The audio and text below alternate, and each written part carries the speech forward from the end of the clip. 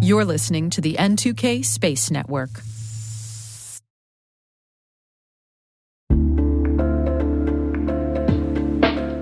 Most of our listeners who deal with legacy privileged access management products know they tend to be expensive, difficult to deploy, and hard to use. Keeper Security is the answer. Keeper's Zero Trust solution delivers password, secrets, and connection management in one easy-to-use platform. It's fast to deploy, agentless, clientless, and has no implementation fees. Plus, Keeper is FedRAMP authorized.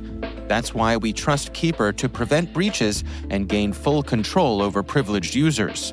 Visit keeper.io/cyberwire to schedule a quick demo.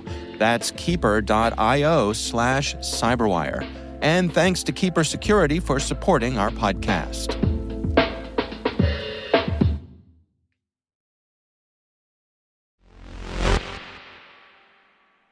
Every 2 years, the aerospace, aviation, and defense industries congregate at the Farnborough International Exhibition and Conference Center. Some come for what's sold as the world's best air show. Others head to the UK conference because it provides opportunities to build new connections, engage with thought leaders, and pioneer change. All we know is that the T- team has major FOMO this week, and we are expecting a lot of announcements out of the UK and Europe all this week. T-minus 20 seconds to LOS T-dress. Go for deploy. Roger, roll. Today is July 22nd, 2024. I'm Maria Varmazes, and this is T-minus.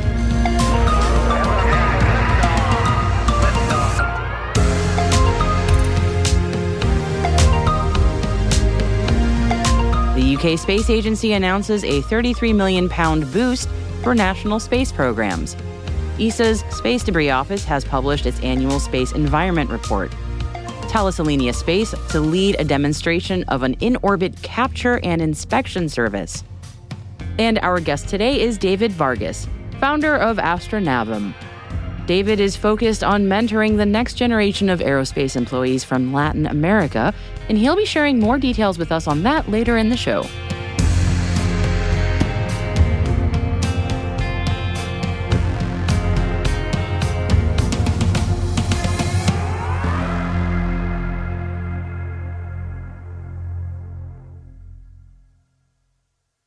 Happy Monday, everybody, and a special hello to all of you attending the Farnborough International Air Show in the UK. It's from there that we kick off our top story today. The UK Space Agency has used the Farnborough Conference to announce a £33 million boost for national space programs. Over 20 projects have been selected to receive the funding. 8 major projects will receive £24 million of the total amount. These include funding for a suborbital rocket test by High Impulse from Saxford Spaceport in Shetland, support for Rolls-Royce to develop microreactors to support space exploration, and backing for Cambridge University spin-out SuperSharp to develop and launch a heat-detecting telescope to gather data that can be used to help tackle the climate crisis. The funding will also help support LUNASA to build and test technology to help satellites safely dock with one another, OrbitFab to develop a solution for satellite refueling, and Wayland Additive to develop an electronic propulsion system. A project led by Spire Global will further develop technology to supply unique weather forecasting data to global weather prediction centers, while ETL Systems will advance revolutionary ground equipment that links satellites to 5G and 6G mobile networks, improving connectivity. An additional 15 Kickstarter projects will receive £9 million between them, and these will support technologies and applications that are in an earlier stage of development and increase their readiness for use in commercial and scientific endeavors. And staying in the UK, Scottish-based Orbex has just opened a new office in London. The company is aiming to produce the UK's first ever vertical launch commercial space rocket, which is scheduled for launch as soon as next year. Its 19-meter-long two-stage rocket, named Prime, will carry small satellites into low Earth orbit, powered by a renewable biofuel. Orbex recently closed a Series C raise of nearly £17 million, bringing the total raised by the company to £102 million to date. The European Space Agency's Space Debris Office has published its annual Space Environment Report. The paper aims to provide a transparent overview of global space activities and determine how well these and other international debris reduction measures are improving the long-term sustainability of space flight. The report notes that the amount of space debris in orbit continues to rise quickly. Some 35,000 objects are now tracked by space surveillance networks, and about 9,100 of these are active payloads. The other 26,000 are pieces of debris that are larger than 10 centimeters in size. The report goes on to warn that the actual number of space debris objects larger than 1 centimeter in size, which is large enough to be capable of causing catastrophic damage, to be clear, is over 1 million. Not the happy news we like to start the week on, but we are sure it comes as no surprise to those of us working in the industry. Let's do better, everybody. The French space agency CNES and Bpifrance have selected a Thales Alenia Space-led consortium, along with the Magellium Artal Group, to demonstrate an in-orbit capture and inspection service. It's part of a program named DIAN, which stands for Démonstration d'inspection et amarrage novatrice embarquée. You're welcome. The project is part of the France 2030 National Investment Plan. The contract includes the demonstration of in-orbit European Robotic Orbital Support Services satellites, or EROS, to show the feasibility of orbital rendezvous and capture operations. They also plan to inspect non-collaborative satellites in low Earth orbit. Separately, Thales announced an award on July 19th for another France 2030 project called Carb Chaser to develop a constellation of satellites for high-resolution detection of CO2 emissions. Carb is in carbon, not carbohydrates. EGEOS, a joint venture between Telespacio and ASI, has been selected to lead an international consortium named Original, yes, that is its name, to supply space-based data services to the European Environmental Agency. Original stands for Operational Ground Motion INSAR Alliance, on that acronym, y'all, and it will manage end-to-end implementation and operation of the European Ground Motion Service. The European Ground Motion Service, or EGMS, is a framework agreement of the European Environment Agency, established under the Copernicus Land Monitoring Service to detect and measure ground movements across Europe with millimeter precision. The consortium will provide data to allow the monitoring of the structural integrity of dams, bridges, railways, and buildings, enabling urban planners to make data-driven decisions about infrastructure developments and providing useful information for the study of climate change impacts in urban areas. China launched the Gaofen 1105 satellite on board a Long March 4B carrier rocket last week. China says the new Earth observation satellite will collect data for civilian and military purposes, serving national defense, and act as a versatile tool for land surveys, urban planning, land ownership verification, road network design, crop yield prediction, and even disaster prevention and mitigation. Politics pretty busy in the United States right now, but the U.S. House and Senate are back in session. The House Appropriations Committee has already completed work on all their bills, and 5 have been considered on the floor. The Commerce, Justice, Science bill that funds NASA and NOAA, and the Transportation HUD bill that funds the FAA and its Office of Commercial Space Transportation are all expected to come up next week. GE Aerospace and Kratos used the Farnborough Air Show to announce their new memorandum of understanding to partner on the development and production of small, affordable engines that could potentially power unmanned aerial systems and similar applications. The partnership builds on an existing joint development agreement and includes full-scale engine production. The U.S. Air Force has awarded Capella Space a nearly $15 million contract to provide synthetic aperture radar satellite systems capabilities. The company will also integrate the system into the Air Force Research Laboratory's Global Unification Environment. This acquisition is the result of a competitive selection for a Small Business Innovation Research Sequential Phase 2 Strategic Funding Increase Contract Award. Say that 5 times fast. Work will be performed at Kirkland Air Force Base in New Mexico and is expected to be completed by December 2026. Astrobotic reached some major milestones last week in their mission to create power infrastructure on the moon. It came closer to its goal by successfully demonstrating power transfer with an ultralight cable designed specifically for lunar applications. The team successfully transmitted 1 kilowatt of alternating current power through 1,000 feet of ultralight cable. These early lab tests from Astrobotic showed that the cable can throughput 1 kilowatt of real power at the desired transmission voltage and frequency.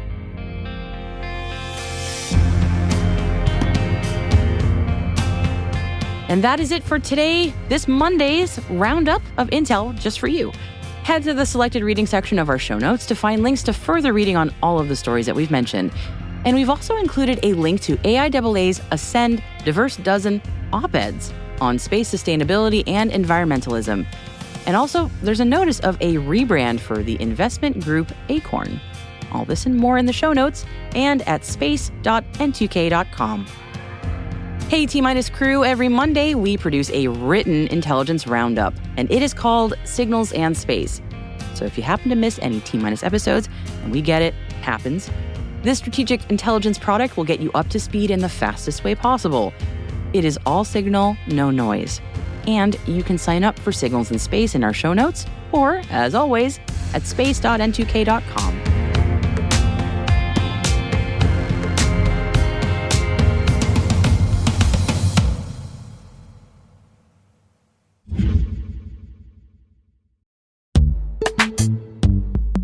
Identity architects and engineers, modernize your identity systems with Strata. Integrate legacy apps with any IDP, ensure seamless identity failover, and apply MFA without touching app code. Strata offers robust, efficient identity management, reducing tech debt and enhancing security. Gain peace of mind and operational efficiency with Strata's comprehensive solutions. Visit strata.io/cyberwire, share your biggest identity challenge, and enjoy free AirPods Pro. Optimize your identity solutions today. Visit strata.io/cyberwire.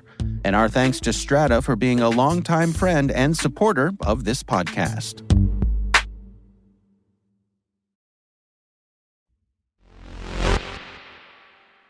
Our guest today is David Vargas, founder of Astranavem. And I asked David to tell us more about his background and his mentorship group. Born and raised in Puerto Rico, I have a passion for the aerospace industry, specifically the space part of that word. I had a What I Want to Be When I Grow Up project back in I think 6th grade. And I got together with my mom in the one and only laptop that we had in our house at the time. And I told her, Mom, I love Legos, I love drawing, and I love space. She put those things into Google, and long story short, aerospace engineer was what popped out. And I was very, very excited when I read the descriptions of what aerospace engineers do. I had my little brochure ready for the project. And little did my mom know that moment when I was sitting on her lap, looking at that laptop and reading what that was, that 14 years later, my entire career path after that 6th grade moment would lead to this. I am currently a space vehicle systems engineer. I work at a satellite factory, design, develop, and deploy spacecraft for various customers, including the DoD, which is the side I'm on. Now that I'm working full-time as a spacecraft systems engineer, I realized I don't want other minorities and underrepresented groups to feel the way I felt coming into this. I had to be hyper-competitive. I had to do all the extracurriculars. I had to really put myself out there to be able to compete with universities in the States, because I was studying engineering in a little island, which most Americans don't even know where it is on the map, right? Many Americans don't realize, a lot of things about Puerto Rico. It's true, yes. That's sort of where I come from, right? And because of that passion and because of those hardships I experienced, I wanted to do something to give back and to help people that I know might be going through my same situation. So I founded a nonprofit organization called Astranavem. basically what we do is at rock bottom prices, because we're not looking for profit, of course, we offer career development services, i.e., resume reviews, LinkedIn profile reviews. We help you prep for interviews. We give you career counseling, help you set up a career roadmap and stuff like that, which most college campuses in the United States have departments for this, but they're not as intimately aware of what's going on in the industry, specifically the aerospace industry, to be able to provide like personalized from industry guidance for students, right? So that's what we do. We offer these services tailored towards the aerospace industry. And I am very happy to say that a lot of our members are from Puerto Rico or Latin American descent, and they've absolutely loved what we do. You know, some people call it a godsend. Others say that, you know, I've gone to my college's career development center and they're just spewing out 500 resumes a day, copy paste. They're not there to really help me shine or outdo my competition. But at Astranavem, they felt that personal touch to career development, which I feel is very important, especially with this generation and the ones that come after me that are facing such a hard job market and a very competitive job market, right? My parents and their parents were born with the idea that if you got a bachelor's degree, you automatically had a job after college, guaranteed. Unfortunately, that isn't the case anymore.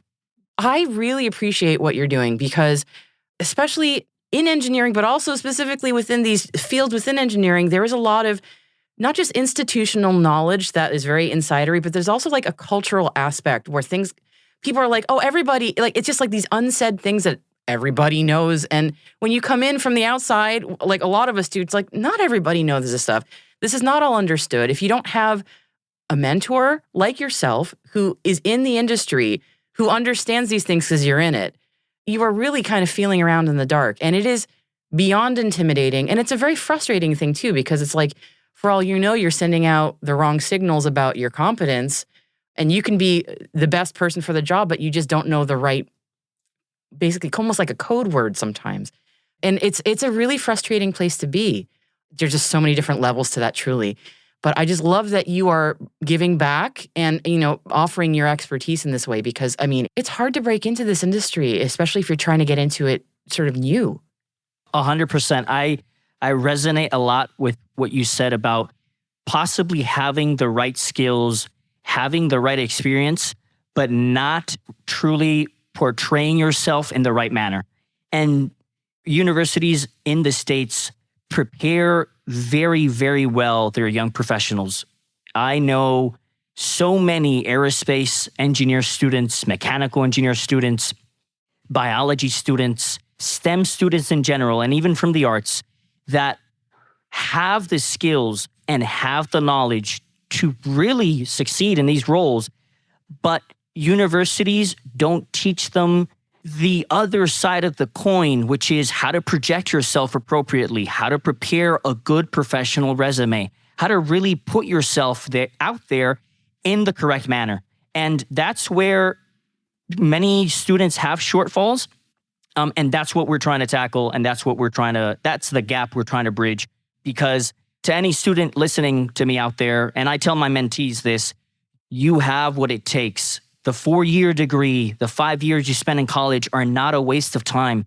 You are prepared. You just need to be able to project that and show that in a particular way, right? That's what I'm hoping to do and what I'm currently doing with the members we have. I've talked to a number of students in the situation that you're sort of mentioning, where they're looking at graduation in a few years, or they're coming up on it fast. And it's that sort of tension between, I need to get a job at a prime versus the risk of a startup, where like cool stuff is happening at a startup, but startups are risky.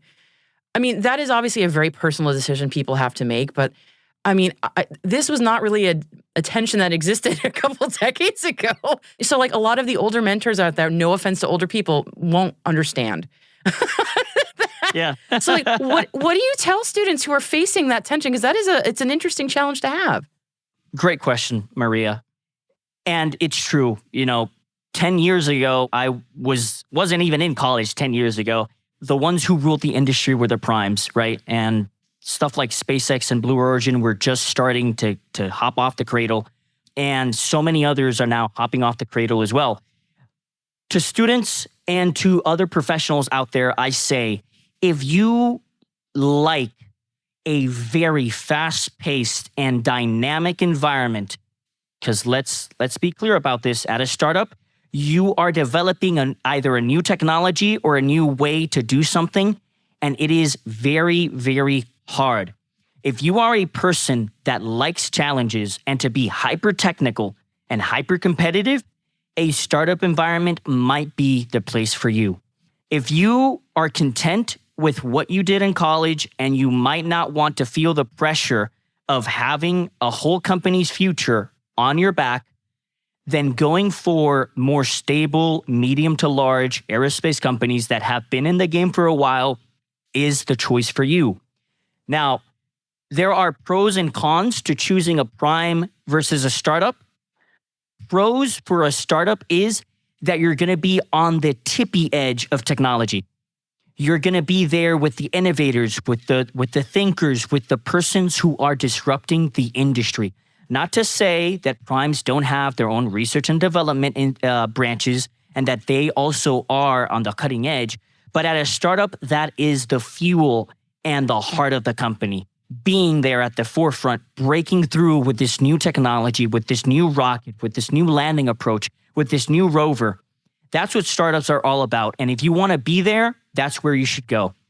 For college students, I will say, startups are looking for very, very, very talented individuals because they depend on you to propel the company forward, okay? So getting into a startup as an entry-level employee straight out of college is a lot more difficult than entering a prime. A prime knows you have the degree, you have the knowledge, but they have the time and the resources to train you.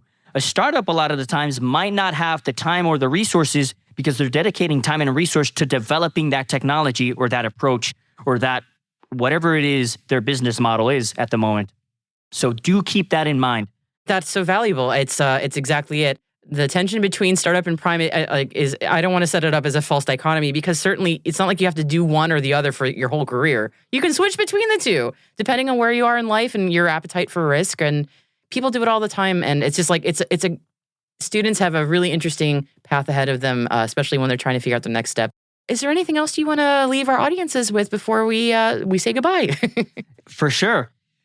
To any student or mid to entry-level professional out there that could be listening to this, and you have a passion for the aerospace industry, and this is where you are or want to stay or want to be in, the 21st century has the resources for you to stay, to enter, and to excel in this industry.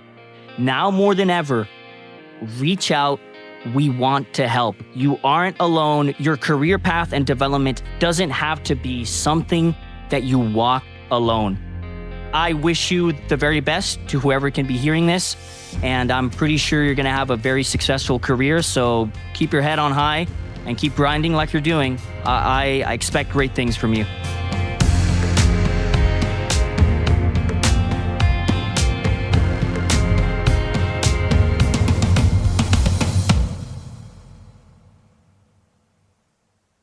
We'll be right back.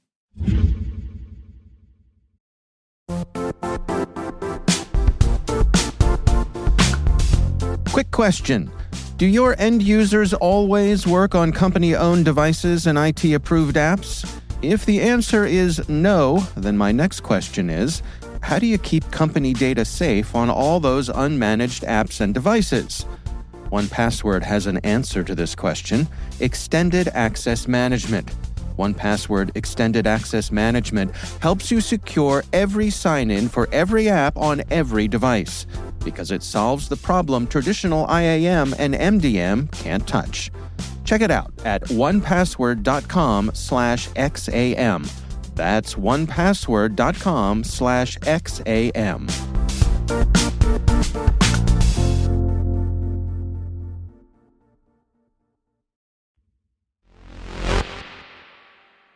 Welcome back. We love that there's new discoveries in space every day. Keeps things exciting, right? Take the rovers on Mars that continue to find new things on our neighboring planet. And the latest is a pile of yellowish-green crystals. Yes, Curiosity found rocks made of pure sulfur after driving over a rock and cracking it open and finding that the crystals have not yet been spotted on the red planet before. The unearthing, or perhaps we should call it the unmarsing, has been described by scientists at JPL as, quote, the strangest find of the whole mission. That is quite a high bar, I gotta say. Curiosity has been exploring the Geddes-Vallis Channel since 2014. It's a winding groove that appears to have been created 3 billion years ago by a mix of flowing water and debris.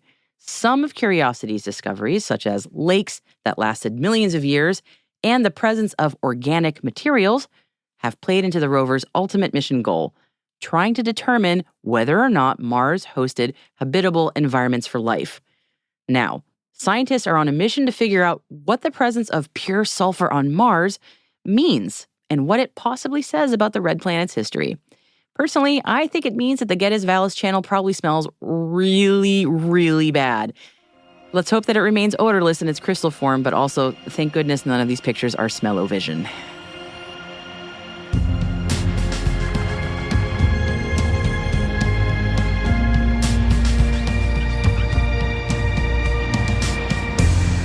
And that is it for T-Minus for July 22nd, 2024, brought to you by N2K Cyberwire. For additional resources from today's report, check out our show notes at space.n2k.com. We'd love to know what you think of this podcast. Your feedback ensures we deliver the insights that keep you a step ahead in the rapidly changing space industry. And if you like the show, and we really hope you do, please share a rating and short review in your favorite podcast app. Also, please fill out the survey in the show notes or send us an email to space@n2k.com. We're privileged that N2K Cyberwire is part of the daily routine of the most influential leaders and operators in the public and private sector, from the Fortune 500 to many of the world's preeminent intelligence and law enforcement agencies. N2K makes it easy for companies to optimize your biggest investment, your people. We make you smarter about your teams while making your teams smarter. Learn how at n2k.com. This episode was produced by Alice Caruth. Our associate producer is Liz Stokes. We are mixed by Elliot Peltzman and Trey Hester, with original music by Elliot Peltzman. Our executive producer is Jennifer Iben. Our executive editor is Brandon Karp. Simone Petrella is our president, Peter Kilpie is our publisher, and I am your host, Maria Varmazes. Thank you for listening. Happy Monday, and we will see you tomorrow.